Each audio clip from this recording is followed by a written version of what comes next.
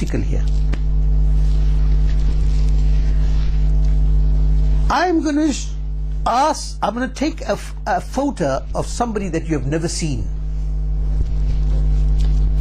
I'm going to ask you, what is your view about this person? Would you recognize that photo? How many Muslims did not see the Nabi sallallahu alaihi wasallam? But the hadith says,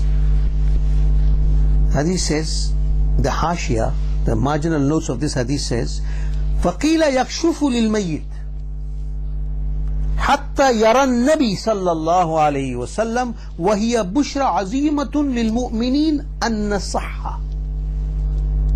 The marginal note says, it is said that the veils will be lifted so that the mayyit, for the deceased, will see Sayyidina wa Mawlana Rasulullah sallallahu alayhi wasallam, and this is a great glad tidings for the believer if he is correct.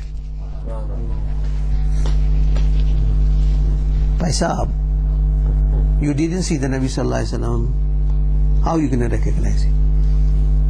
I want to ask, you recognize something if you see it. You didn't see the Nabi sallallahu alayhi wasallam, but blessed are those who saw him. They will recognize him. They saw him. If a Muslim didn't see him, and he says, the marginal note says, وَهِيَ بُشْرَ عَزِيمَةٌ, the glad tidings for what? حَتَّى يَرَى النَّبِي, until such time he sees the Nabi. So what conscious or what intellect will recognize that this is a Nabi? And a mu'min will definitely recognize him. What will recognize him? How? This is the spiritual dimension I'm giving you now. How will he? You know how he will recognize him? He will recognize him through the love that he has in his heart.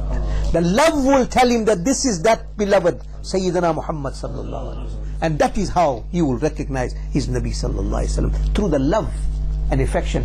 Not necessarily if he saw him very good, he didn't see him,